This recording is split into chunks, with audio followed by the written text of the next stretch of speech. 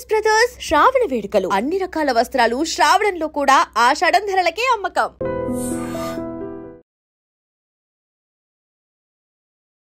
Welcome to ID news. This is Pavan. So ఈరోజు అయితే మనము ఎంతో మందిని తన కామెడీ టైంతో నవ్వించి ఎంతో మందికి ఒక ఫేవరెట్ కమెడీగా మారిన ఒక రామచంద్ర గారి దగ్గరికి అయితే వచ్చాము. ఆయన మీ అందరికీ తెలిసే ఉంటుంది.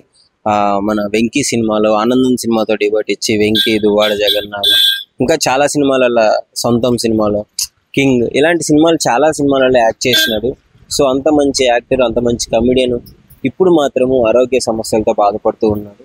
సో ఒకసారి ఆయన్ని కలిసి ఎలా ఉంది పరిస్థితి అని మాట్లాడే ప్రయత్నం అయితే చేద్దాం.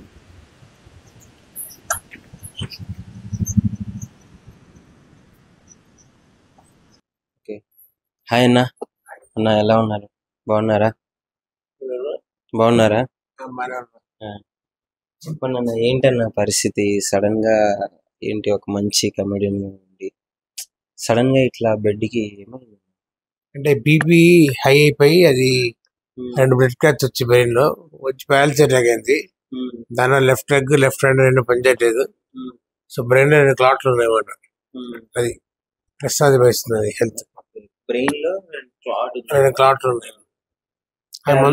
అది మందుతో కరిగిపోతా అని చెప్పారు. అందుకని మందులు వేసుకున్నారు. దానికి ఫిజియోథెరపీ చేస్తే కాలు మళ్ళీ వస్తుంది అన్నారు. అది లెక్క. సో ఫిజియోథెరపీ చేస్తే ఎంత టైం పడుతుంది ఇంకా మీరు నార్మల్ గా లేచి నడవడానికి? Minimum 2 months. Minimum 2 months. Okay, అంటే సడన్ గా అంటే బ్లడ్ క్లాట్ అయినా మీకు ముందే లేదు, నాకేంటంటే షూటింగ్ లో ఉన్నారు రోజు లాస్ట్ అంటే 24వ తారీఖు జులై. ఇప్పుడు ఒళ్ళెందుకు ఊగిపోతున్నారు, ఇటు చేతులు కాదు వెళ్ళడిపోతున్నాయి. డౌట్ వచ్చింది, డోబిపోయిందేమో అని కాస్త ఉప్పు నీళ్ళు మజ్జిగ తాగాను. No use. ఏమో అప్పటికే నాకు చేతులు కాలు నొప్పి వచ్చేస్తాయి. ఫైనల్ గా ఇంటికి వచ్చాను. వచ్చి డాక్టర్కి ఫోన్ చేశాను, మా ఫ్యామిలీ డాక్టర్కి. బీపీ హైగా ఉంది కదా అని టాబ్లెట్ ఇచ్చారు. తర్వాత నేను వేరే డాక్టర్ పరిచయం వచ్చా. ఆయనకి ఫోన్ చేసి ఆయన వచ్చేమంటే వెళ్తే అంబులెన్స్ వెళ్తే అడ్మిట్ చేసుకున్నాను. అప్పుడు తెలియదు బ్యాలెన్స్ ఎఫెక్ట్ అని. మొత్తానికి ఇప్పుడైతే పరిస్థితి మరి ఇండస్ట్రీ నుంచి ఎవరన్నా సపోర్ట్ చేయడం కానీ, మీరు యాక్ట్ చేసిన నటులలో ఎవరైనా రావడం కానీ జరిగిందండి? నేను యాక్ట్ చేసిన తోటి ఆర్టిస్టులు అందరూ ఫోన్ చేసి ఎలా ఉన్నారు అందరికి తెలిసిందే. సపోర్ట్ అంటే ఫైనాన్షియల్ సపోర్ట్ పెద్దగా రాలేదు, ఇంకా వస్తుంది చూస్తాను. సో ఎంత ఖర్చు అవుతుందని ఇప్పుడు ప్యారలైజ్ అయిన తర్వాత? 30,000 ఫిజియోథెరపీకి వస్తుంది. అవి కాక మందు 5-6 వేలు వేసుకోండి. అటు ఇటు మీ ఖర్చులు కట్టి 40,000 దగ్గర మొత్తానికి అయితే ఒక 40-50 వేలు అయిపోతుంది ఈజీగా. మరి ఎలా అన్న ఇంట్లో ఇప్పుడు మీరున్న పరిస్థితుల్లో మనీ ఎలా, ఫైనాన్షియల్ గా ఎలా మేనేజ్ చేస్తున్నారు? చూడాలి, అది ఏం చేయాలి ఆలోచిస్తాం. ఇంకా ఫస్ట్ కాస్త రికవర్ అయితే అప్పుడు చూద్దామని, ఎలా అన్నప్పుడు ఆలోచిస్తాం మళ్ళీ.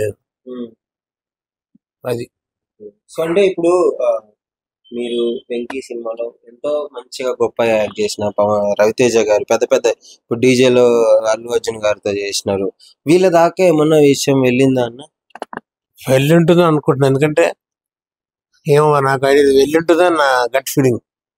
వెళ్ళిపోయి ఉంటుంది అంటే చెప్తారు మీ ఫ్రెండ్స్, పాస్ ఆన్ చేస్తుంటారని నా ఫీలింగ్. మ్యాటర్ అట్టించట్టు వెళ్ళి ఉంటుందని నా స్ట్రాంగ్ ఫీలింగ్. మాట వెళ్ళి ఉంటుందని.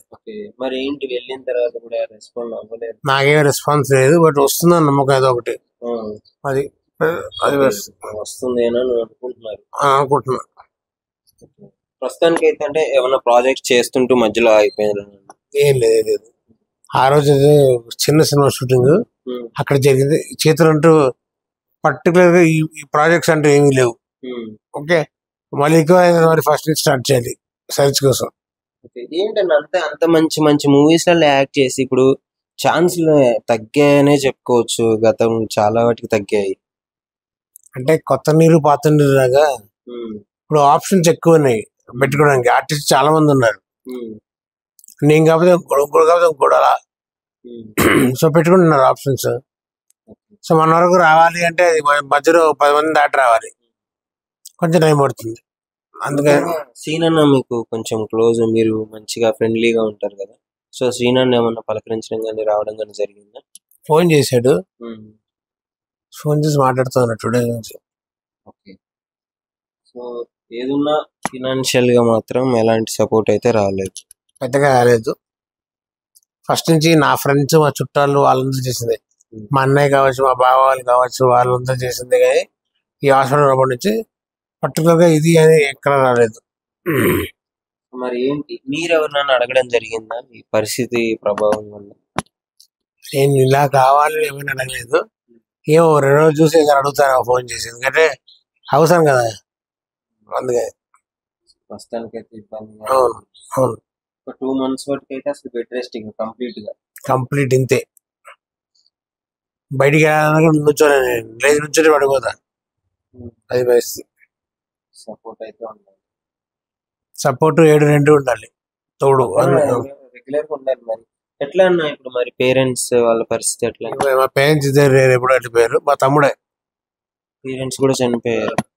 మా తమ్ముడే మొత్తం వాడే పక్కన అన్ని చేస్తున్నాడు. వాడు ఆఫీస్ కూడా లీవ్ పెట్టేసుకుని నాకు ఈ సేవలు చేస్తున్నాడు. వాడు చాలా మొత్తం మా తానం పెట్టడం నుంచి మందులు నుంచి అన్ని వాడే చేస్తున్నాడు. ఓకే. వాడికి చాలా రుణపడిగా ఉంటాను నేను. అంటే ఇక తల్లిదండ్రుల ప్లేస్ లో మీ బ్రదర్ ఉండి చేస్తున్నాడు. వాడు చేస్తున్నాడు మొత్తం అది.